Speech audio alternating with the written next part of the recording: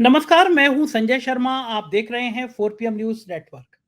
रोज show करता हूं अभय दुबे जी के साथ, जाने-माने पत्रकार एबीपी चैनल पे आप देखते रहते हैं उनको।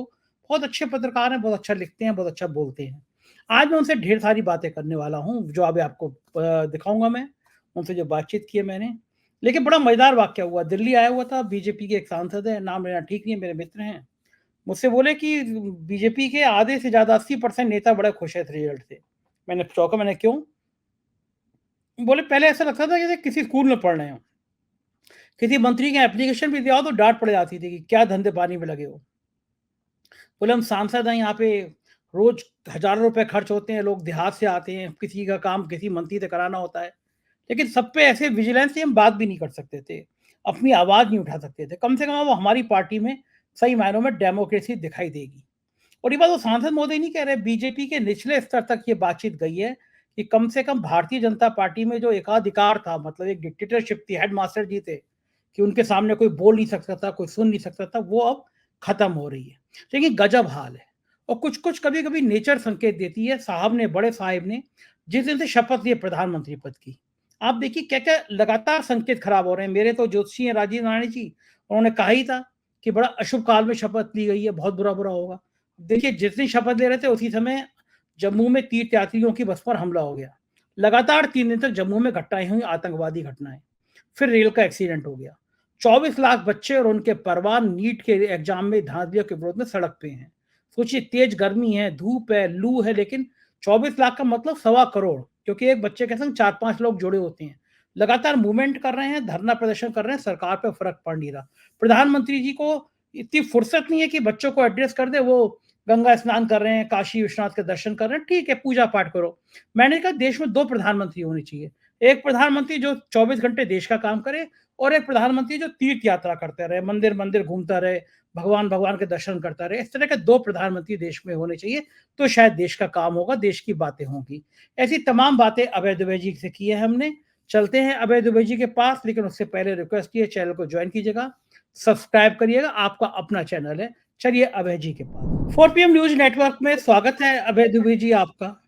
24 लाख छात्र-छात्राएँ परेशान हैं नीट के एग्ज़ाम को लेकर। सड़क पे हैं, गर्मी में धरना दे रहे हैं, नारेबाज़ी कर रहे हैं।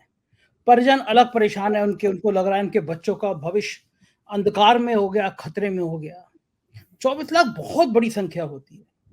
चाहिए था प्रधानमंत्री जी को कि आके बच्चों को आश्वासन दें, क्योंकि 24 लाख बच्चों का मतलब एक परिवार में 4 लोग हैं तो 100 सवा करोड़, 1.5 करोड़ लोग। लेकिन प्रधानमंत्री जी व्यस्त हैं, वो गंगा आरती कर रहे हैं, वो भगवान जी के दर्शन कर रहे हैं। उन्हें कोई मतलब नहीं है कि क्या देश में चल रहा है। उन्हें तीर्थ यात्रा करने, मतलब मुझे तो लगता है कि प्रधानमंत्री का 1-2 पद होने चाहिए।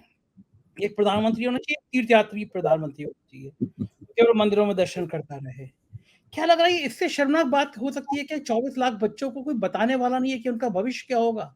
वो इंतज़ार कर रहे हैं, गर्मी में परेशान हैं, बेहाल हैं, और देश का सरकार कोई मतलब ही नहीं है उससे। क्या लगता है आपको, ये कोई फ़र्क पड़ता नहीं है लोगों पे क्या?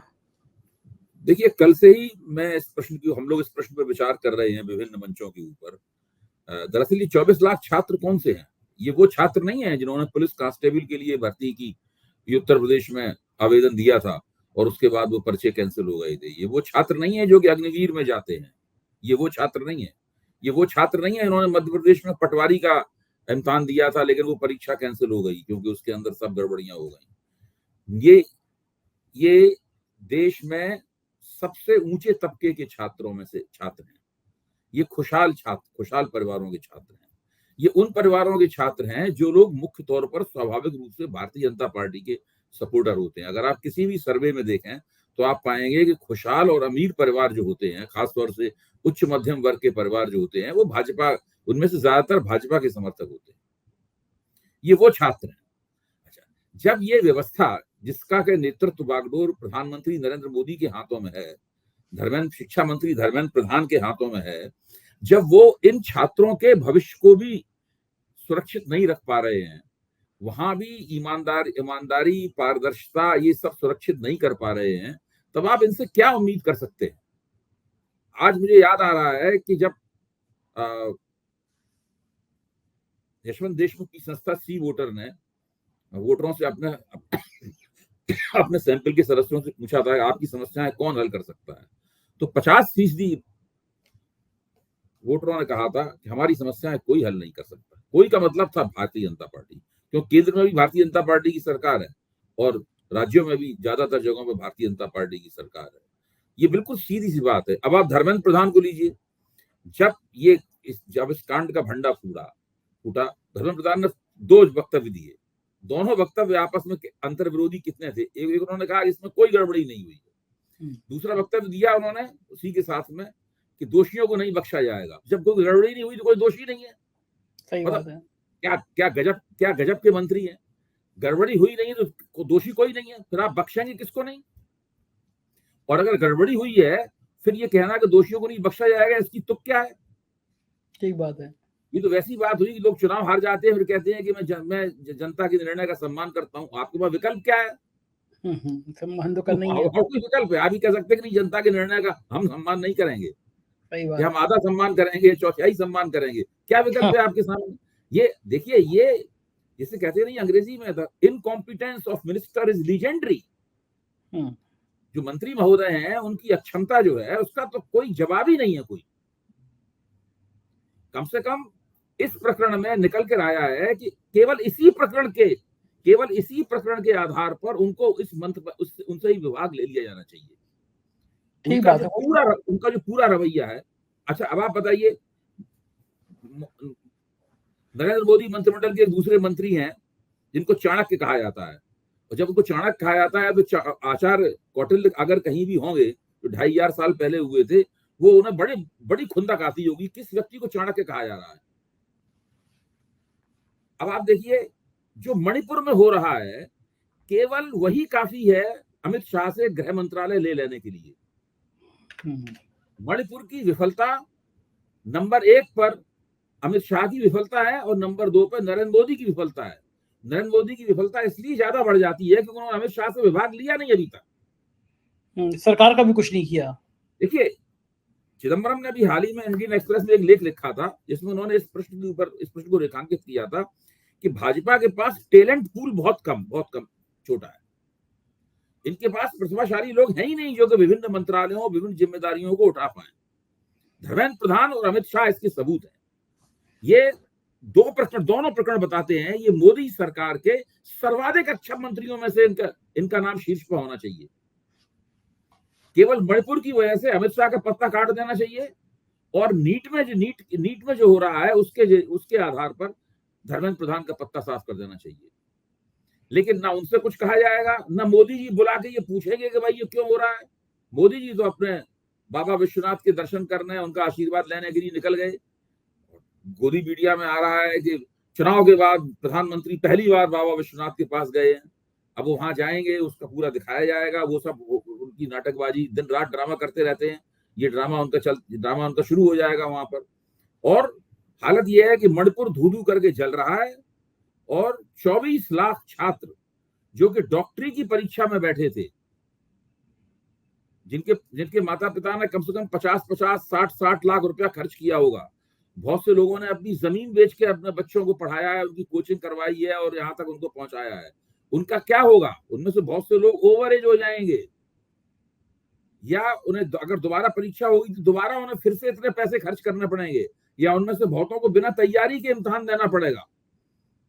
ये कोई छोटी मोटी घटना नहीं है। ये देश के शिक्षा मंत्री और मणिपुर की घटना, देश के गृह मंत्री, उनकी जो क्षमताएं हैं उन क्षमताओं के ऊपर एक जबरदस्त विपरीत टिप्पणी है। और ये पूरे देश के सामने साफ है, पूरे मीडिया के सामने साफ है, सबके सामने साफ है।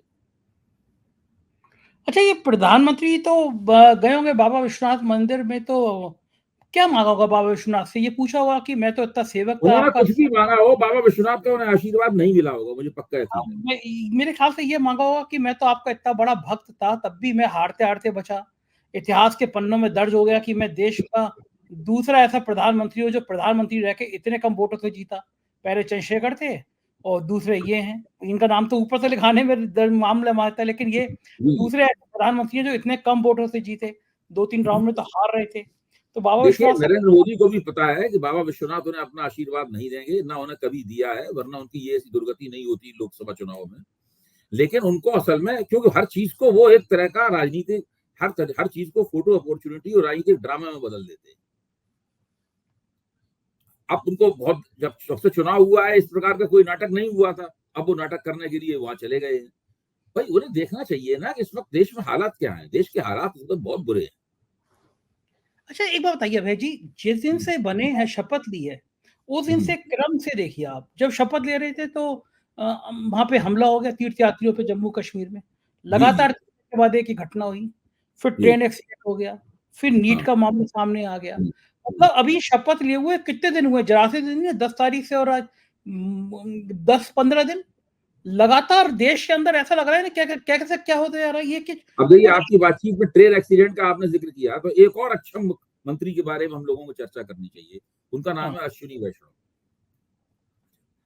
रेल मंत्रालय बिहार वाले मांग रहे थे, नीतीश कुमार खुद भी रेल मंत्री रह चुके हैं, और 12-13 बिहारी रेल मंत्री रहे हैं, लालू यादव भी रेल मंत्री रह चुके हैं। अब आप सोचिए, उनको रेल मंत्रालय नहीं दिया, अश्विनी वैष्णव को दिया। जब अश्विनी वैष्णव को रेल मंत्रालय दिया तो क्या चर्चा हुई टीवी पे उसके लिए? ये चर्चा हुई कि अश्विनी वैष्णव कुछ विशेषज्ञता उनमें है रेल मंत्रालय के सवाल को लेकर। और नरेंद्र मोदी के पास कोई बहुत ही महत्वाकांक्षी कार्यक्रम है, बुलेट ट्रेन का वगैरह वगैरह का, वंदे भारत ट्रेनों का एक बहुत जबरदस्त है। इसलिए रेल मंत्री, प्रधानमंत्री उन्होंने खास तौर से चुनकर लाए हैं, रेल मंत्री बनाया है। वो किसी कीमत पर रेल मंत्रालय नहीं छोड़ेंगे, और किसी कीमत पर रेल मंत्रालय जो है अश्विनी वैष्णव से नहीं लिया जाएगा। यही सब बातें तो कहीं यही थी, कहीं नहीं, यही बातें कहीं गई थी। अब आप बुलेट ट्रेन चलाएंगे तब बाद में चलाएंगे, आपकी वंदे भारत ट्रेनें कब चलेंगी, कैसी चलेंगी, कितनी कामयाब होंगी, बात की बात है। पहली जरूरत है रेल सुरक्षा। रेल सुरक्षा मुहैया कराने में अश्विनी वैष्णव पूरी तरह नाकाम रहे हैं। इससे पहले उड़ीसा में बहुत बड़ी रेल दुर्घटना हो चुकी है, उससे पहले आंध्र प्रदेश में बहुत बड़ी रेल दुर्घटना हो चुकी है। ये अश्विनी वैष्णव की देखरेख में सारे काम हुए हैं। और अश्विनी वैष्णव कब से रेल मंत्री बने? वो अभी जब 18वीं लोकसभा के लिए मंत्रिमंडल बना तब नहीं बने, 2021 से रेल मंत्री हैं वो। इसी तरह धर्मेंद्र प्रधान 2021 से शिक्षा मंत्री हैं। इन लोगों को आप देखिए, ये 3.5 साल से ज्यादा का समय हो गया है इन विभागों को संभालते हुए, तब इनकी हालत है। देखिए, नरेंद्र मोदी के ये तमाम मंत्री जो हैं वो निहायत ही अक्षम है। भाई क्या आखिरकार किसी आदमी को मंत्री बनाए रखने के पीछे क्या कारण होना चाहिए? होशियार होना चाहिए। नहीं, कोई पहली शर्त क्या होनी चाहिए? विभाग को बेहतर तरीके से, रेल मंत्री है तो पहली शर्त ये होनी चाहिए कि भाई आपके मंत्रालय के लिए जो सर्वाधिक प्राथमिकता की चीज है, आप वो काम कम से कम करें। हाँ, दुर्घटना नहीं होनी चाहिए। के लिए यह है कि सारे देश में जो परीक्षाएं होती हैं उन परीक्षाओं का ढांचा दुरुस्त करें, नहीं कर रहे। अमित शाह के लिए पहला काम यह है कि उनके एक राज्य में लगातार धू करके हिंसा की, आगजनी की, आग न जले, लगातार चल रही है। अश्विनी वैष्णव के लिए पहला काम यह है कि रेलों की सुरक्षा हो, उनकी दुर्घटनाएं ना हो, नहीं हो रहा है। बिल्कुल सही बात है। जरा राजनीति की बात कर लें। ये मोहन भागवत की और योगी आदित्यनाथ की मुलाकात एक रहस्यमयी चुप्पी हो गई है, और मजेदार खबरें आ रही हैं। एक अखबार छापता है मुलाकात हुई, दूसरा अखबार कहता चाहता है नहीं मुलाकात हुई। अब पूरा तंत्र इस बात पे जोर लगाने में डूबा है मुलाकात नहीं हुई। ये ना तो मोहन भागवत बता रहे हैं, संघ बता देता है, वो इतनी बातें होती है, ना योगी आदित्यनाथ बता रहे हैं। अगर मुलाकात हुई या नहीं हुई, दोनों स्थिति में संघ को या बीजेपी को क्लियर करना चाहिए। मुलाकात ऐसे कौन सा दो दुश्मन मिल रहे हैं? लीपा पोती करने का काम मीडिया को सौंप रखा है। अच्छा, एक छापे की मुलाकात हुई और एक छापे नहीं मुलाकात हुई। ये लीपापोती करने का काम मीडिया को सौंप रखा है। मुलाकात हुई है। देखिए, अगर मुलाकात नहीं होती तो इंडियन एक्सप्रेस एक गंभीर अखबार है, उसने अभी तक उसका खंडन छाप दिया होता। ठीक बात है, बिल्कुल सही बात। लेकिन ऐसा कुछ नहीं हुआ है, मुलाकात हुई है। और मुलाकात अगर नहीं हुई होती तो संघ परिवार की तरफ से ये बात आ जाती कि भाई कोई मुलाकात नहीं हुई। वो लोग हमेशा वो ऐसी बात को हवा में रखा जाता है, हमेशा लटकाए रखा जाता है कि लोग उसमें कयासबाजी करते रहे। तो उसका जो प्रभाव, जो उसका राजनीतिक प्रभाव डालना था, वो राजनीतिक प्रभाव डाल दिया। जो नरेंद्र मोदी की लॉबी है संघ परिवार में, उस लॉबी को संदेश जाना था कि देखिए हमने बातचीत कर ली है। अब नरेंद्र मोदी की लॉबी में अंदाजे लगाए जा रहे होंगे कि आदित्यनाथ और भागवत जी के बीच में क्या चर्चा हुई होगी, हम ही लोग नहीं लगा रहे होंगे अंदाजे, वो भी लगा रहे होंगे। पीएमओ में भी अंदाजे लग रहे होंगे। तो ये खामखा का ब्लड प्रेशर हाई करना है दूसरे का, थोड़ी सी सुरसुरी छोड़ दो और दूसरा बेचारा डर डर के बैठा रहे, नहीं, ये पता बहुत गंभीर मामला है, ये थोड़ी सुरसुरी नहीं है संजय जी, मैं बता रहा हूँ, ये बहुत गंभीर, ये मुलाकात है, ये छोटी सुरसुरी या ऐसी कोई मामूली तिकड़मबाजी नहीं है। देखिए, इन मुलाकातों के पीछे उत्तर प्रदेश की राजनीति का भविष्य है, उत्तर प्रदेश की और भारतीय जनता पार्टी का किस तरह पुनर्गठन होगा वो सवाल इसमें है। तो भारतीय जनता पार्टी का कौन अध्यक्ष होगा, उत्तर प्रदेश में अभी अमित शाह की तरफ से योगी आदित्यनाथ के ऊपर कौन कौन से दबाव डाले जाने वाले हैं, इसमें वो सब आकलन किया गया होगा। तो ये बहुत महत्वपूर्ण मुलाकात है और इसके परिणाम थोड़े दिनों बाद स्पष्ट होकर हम लोगों के सामने आएंगे। देखिए, बहुत से ऐसे लोग हैं जो मोदी के समर्थक हैं, वो संघ परिवार को पसंद नहीं करते।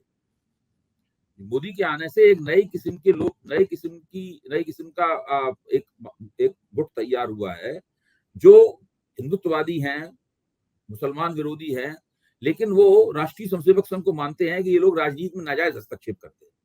ऐसे लोग मीडिया की टिप्पणीकार भी हैं, वो हमेशा कहते रहते हैं कि संघ परिवार तो सेल्फ गोल करने में माहिर है, राष्ट्रीय स्वयंसेवक संघ ये सब करता रहता है सेल्फ गोल। मोहन भागवत की बातों को बड़े व्यंग से और तिरस्कार से वो देखते हैं और इस प्रकार की बातें कर। नरेंद्र मोदी का नाम आते ही तुरंत भोला को मजीरा लेके भजन कीर्तन में लग जाते हैं। तो ये उनका रहता है। तो ये तमाम लोग कह रहे हैं कि ये जो सब कुछ हो रहा है, ये मोहन भागवत को नहीं करना चाहिए था। एक तो ये पूरी मोदी बनाम संघ की जो गुटबाजी है, और आप कह सकते हैं कि मोदी, भागवत और आदित्यनाथ का जो त्रिकोण है, मतलब ये त्रिकोण इस वक्त भारतीय राजनीति का सबसे दिलचस्प त्रिकोण है। ये बात तो सही है।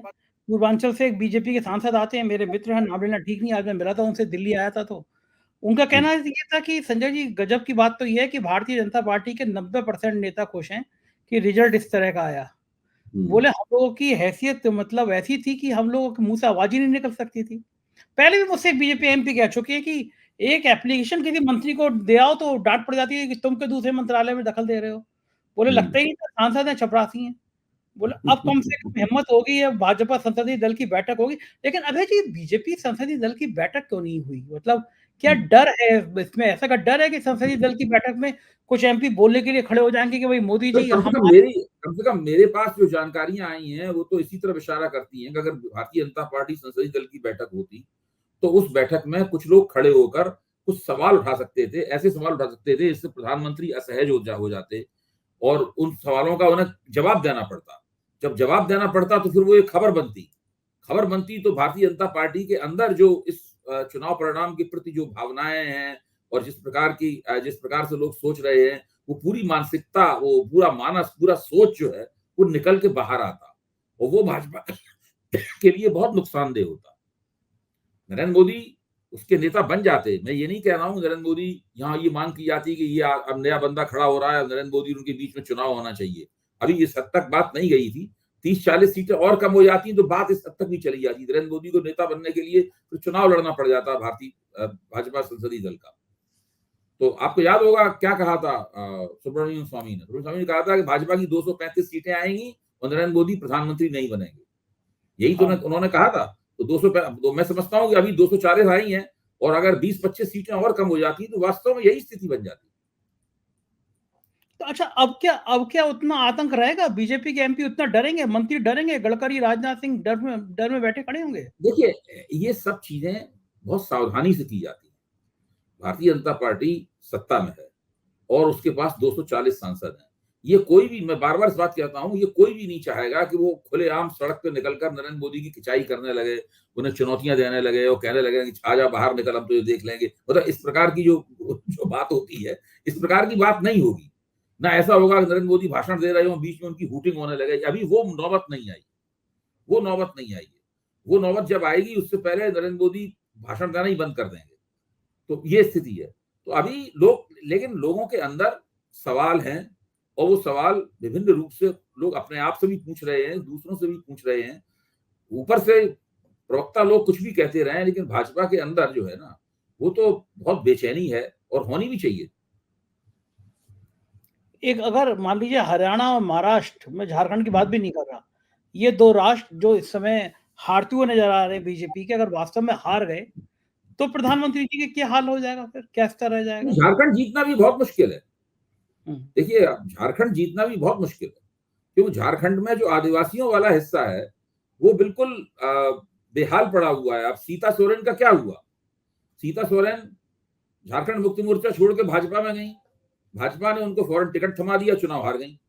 हम्म, अब उन्होंने आज बयान दिया है कि मेरे साथ गद्दारी की गई। जो उत्तर प्रदेश में बात की जा रही है वो यहाँ भी की जा रही है बात, मेरे साथ गद्दारी की गई। और खुद उन्होंने कई एमएलए वगैरह का नाम लिया है, इन सब लोगों ने नाम लेके कहा है कि उन्होंने गद्दारी की हमारे साथ। उनमें से एक ने बयान दिया है कि सब इन बातों पर बाहर सबके सामने चर्चा करना ठीक नहीं है, उचित मंच पे हम इनका जवाब देंगे वगैरह वगैरह, इस प्रकार के उन्होंने जवाब दिए हैं। तो ये सब जो झारखंड में पराजय हुई है भाजपा की, खासतौर से आदिवासी क्षेत्रों में, वो भी बहुत गंभीर गंभीर मसला है। तो क्या लगता है आपको, मान लो हरियाणा और महाराष्ट्र हारे तो फिर प्रधानमंत्री जी का क्या होगा? नहीं, अगर इन 3 प्रांतों में भाजपा चुनाव में बाजी नहीं पलट पाई और चुनाव हार गई भारतीय जनता पार्टी, तब फिर तमाम एनडीए के जो सहयोगी दल हैं वो गंभीरता पूर्वक सोचने लगेंगे कि हमारा नरेंद्र मोदी और भाजपा के साथ में भविष्य सुरक्षित नहीं है। अब उन्हें फिर वो दूसरी जगह देखने लगेंगे। सब कांग्रेस के साथ में अपने जैसे कहते हैं ना कि अपना पुल बना लेंगे और वहां से फीलर्स उनके लिए आने शुरू हो जाएंगे, सारा कुछ शुरू हो जाएगा। सब लोग इन 3 विधानसभा, क्यों उन्हें पता है कि दिल्ली के चुनाव में भाजपा को जीतना नहीं है, उन्हें पता है कि बिहार में भाजपा के लिए बहुत मुश्किल है। पिछली बारी देखिए तेजस्वी यादव सबसे बड़े दल के रूप में उभरे थे और भाजपा चुनाव हारते हारते तेजस्वी यादव चुनाव जीतते जीतते रह गए थे। इस बार तो वहां पे जीतने की ना दिल्ली में उनके लिए कोई संभावनाएं मुखर हैं, न बिहार में संभावनाएं मुखर हैं, न महाराष्ट्र में संभावनाएं मुखर हैं, न हरियाणा में है। तो ये भारतीय जनता पार्टी का दुर्भाग्य है कि जिन 5 प्रांतों में अगले साल के आखिर तक चुनाव होने वाले हैं, उन 5 प्रांतों में उसकी स्थिति आज की तारीख में देखें तो बिल्कुल कमजोर कही जा सकती है। अबे जी, हरियाणा, महाराष्ट्र, झारखंड में चेहरा कौन होगा? अब तक तो मोदी जी का चेहरा जीत की गारंटी माना जाता था, लेकिन महाराष्ट्र में तो मोदी जी के चेहरे पे अगर लड़ लिया तो हार तय है। मतलब वहां पे तो मुझे तो लगता है कि मोदी जी अपने चेहरे पे ही, देखिए, नेता बनाने के लिए समय नहीं है इनके पास। अगर बिहार में इनके पास कोई नेता होता, सुशील मोदी कुछ नेता थे, वो रहे नहीं। अब उनका दुर्भाग्य से, भाजपा के दुर्भाग्य से देहांत हो गया। तो भाजपा के पास बिहार में कोई नेता है नहीं, हरियाणा में कोई नेता है नहीं। मनोहर लाल खट्टर को 9 साल तक मुख्यमंत्री बनाए रखा गया, वो नेता नहीं बन पाए। उन्होंने हरियाणा में भाजपा की लुटिया दबोरी, जबरदस्त एंटी इनकम्बेंसी पैदा की। अब उनको केंद्र में ले गए हैं। उनको जो नसीब सिंह सैनी है, वो उनको तो उनकी बिरादरी के लोगों को छोड़ के कोई उनको अहमियत नहीं देता। नसीब सिंह सैनी, भाजपा के पास हरियाणा में कोई नेता नहीं है, भाजपा के पास बिहार में कोई नेता नहीं है। महाराष्ट्र में फडणवीस की स्थिति आप देख सकते हैं कि जो चमक उनमें किसी जमाने में हुआ करती है, उसके मुकाबले आजकल बिल्कुल वो फीके नजर आ रहे हैं। अभी लोकसभा चुनाव की हार पर उन्होंने इस्तीफा देने की भी पेशकश की थी। तो काफी खराब हालत है इन लोगों की। और झारखंड में आप देखिए, झारखंड में बाबूलाल मरांडी को भाजपा ने दोबारा उनका पुनर्वास किया है। तो भाजपा छोड़ दी थी उन्होंने एक बार बीच में। तो जो उन्होंने पुनर्वास की, बाबूलाल मरांडी और भाजपा के कार्यकर्ताओं के बीच में काफी अंतराल है, बहुत गहरा। मैं तो देख नहीं पाया था, लेकिन मेरे एक मित्र ने आज बताया कि टेलीग्राफ में शायद कोई ऐसी खबर छपी है। मैं देख नहीं पाया हूँ, पुष्ट भी नहीं है छपी या नहीं छपी है, लेकिन उसने बताया खबर छपी है कि स्मृति ईरानी भारतीय जनता पार्टी की अगली राष्ट्रीय अध्यक्ष हो सकती हैं। ऐसी चर्चा चल रही है। वाह, क्या कहना है। फिर तो हम सब लोगों को स्मृति ईरानी की आराधना करनी पड़ेगी और साथ में नरेंद्र मोदी की और अमित शाह की जो विजडम है, उनकी जो रणनीतिक बुद्धि है, उसको हमें मानपत्र भेंट करना पड़ेगा सार्वजनिक रूप से। जरूर बना देना चाहिए। मैं तो चाहता हूं कि स्मृति ईरानी को भाजपा का अध्यक्ष बना दें। अगर बन गई तो क्या जी, हम दोनों को इस प्रस्ताव का समर्थन करना चाहिए। मैं ये प्रस्ताव मूव करता हूं, आप इसका समर्थन कीजिए, अनुमोदन कीजिए आप इसका। क्या होगा बीजेपी? आप कहिए तो ये प्रस्ताव 4 PM के मंच पर औपचारिक रूप से पेश कर दूं और आप इसका अनुमोदन कर दीजिए ताकि स्मृति ईरानी भारतीय जनता पार्टी की अध्यक्ष बन जाए।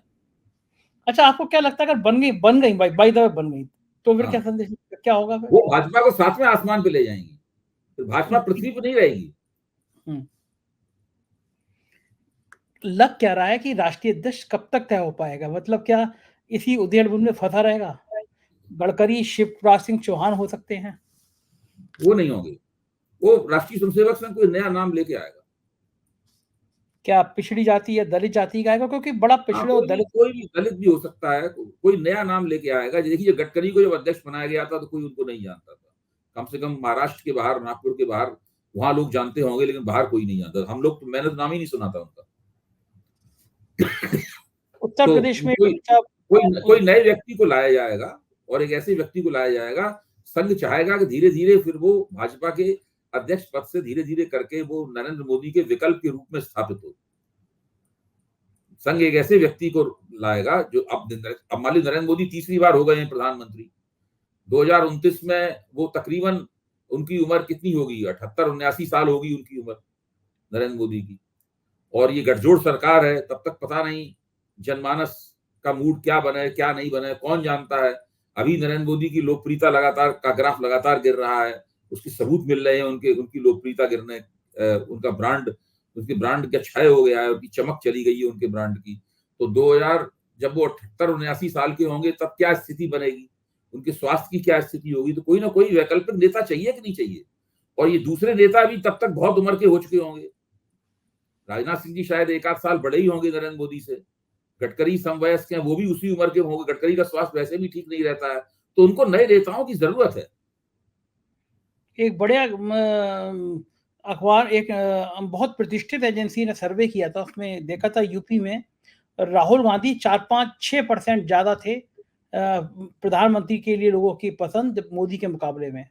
शायद लोकनीति या सीएनडीएस के किसी इसी का, लोकनीति सीएसडीएस ने जो पोस्ट पोल सर्वे किया है, उस पोस्ट पोल सर्वे में उत्तर प्रदेश में उन्होंने जो पूछताछ की है उससे स्पष्ट रूप से निकल के आया है कि लोकप्रियता प्रधानमंत्री पद के लिए जो स्वीकृति है वो राहुल गांधी को नरेंद्र मोदी से 4% अधिक है।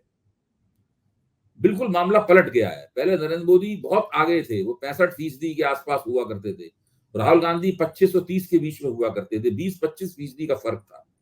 लेकिन पूरे चुनाव के दौरान और अब आके बिल्कुल हालात वहां पे बदल गए।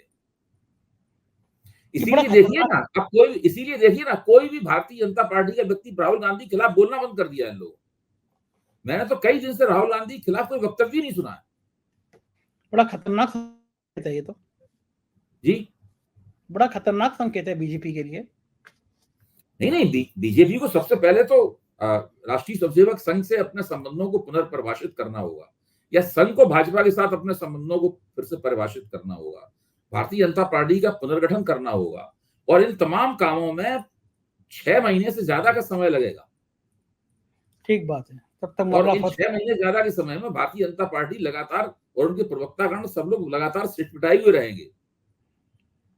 सही बात है। पता नहीं कब क्या रूप हो जाए, कहां सामने चीजें आ जाए। पता नहीं भाई। देखिए, जब कोई पार्टी फ्लक्स में होती है, यानी लगातार उसमें उतार चढ़ाव हो रहा है, कुछ भी निश्चित नहीं है। जो भाजपा अब संघ के नेतृत्व में बन रही है उसका क्या रूप होगा, मैं तो बहुत स्पष्ट रूप से मानता हूं कि जो नई भाजपा बनेगी उसमें संघ का दबदबा होगा, नरेंद्र मोदी का दबदबा नहीं होगा। नरेंद्र मोदी का दबदबा सरकार पर हो सकता है, पार्टी पे नहीं होगा दबदबा। पार्टी को जिस तरह उन्होंने अपनी सत्ता के औजार के रूप में बना लिया था, तो नए सिरे से ढाल लिया था, वो सब नहीं रह जाएगा। बिल्कुल ठीक बात है अभय जी। और नई भाजपा जब बनेगी तो उसमें प्रवक्ता भी सब बदलेंगे। जो प्रवक्ता भी आप दिखाई पड़ रहे हैं, इनमें से बहुत से प्रवक्ता अभी मोदी कीर्तन कर रहे हैं, ये सब बदल जाएगा, आप देख लेना इनका समय। और ये संघ विचारक के तौर पर लोग पेश किए जाते हैं टीवी के ऊपर, इन सब लोगों के चेहरे भी बदलेंगे, काफी कुछ बदलेगा। लेकिन ऐसा नहीं है कल की तारीख बदल जाएगा, लेकिन समय लगेगा बदलने का, लेकिन बदलेगा जरूर। अच्छा, ये गोदी मीडिया के एंकर और एंकरनिया जो हैं, इनके चेहरे कब बदलेंगे? ये इनका संघ परिवार, संघ का इनके ऊपर कोई वो नहीं है। ये तो तब बदलेंगे जब इनके मालिक लोग बदलेंगे। भाई, आप क्या समझते हैं कि क्या आज तक में अरुण पुरी साहब नहीं चाहेंगे तब भी वहां के एंकर वही भाषा बोलते रहेंगे जो भाषा आज बोल रहे हैं? तुरंत 1 सेकंड में बदल जाएंगे। नहीं बदलेंगे तो उनकी नौकरी बदल जाएगी। सही बात है, बिल्कुल सही बात है, बिल्कुल ठीक बात है। और आने वाले समय में हम इंतजार करते रहेंगे। बहुत बहुत शुक्रिया अभय जी, इतनी बढ़िया जानकारी देने के लिए, आभार। तो ये थे अभय दुबे जी, और आप सुन रहे थे इनके साथ हमारा संवाद। मुझको यकीन है चर्चा आपको पसंद आई होगी। चैनल को सब्सक्राइब करिएगा, ज्वाइन करिएगा। शुक्रिया, थैंक यू।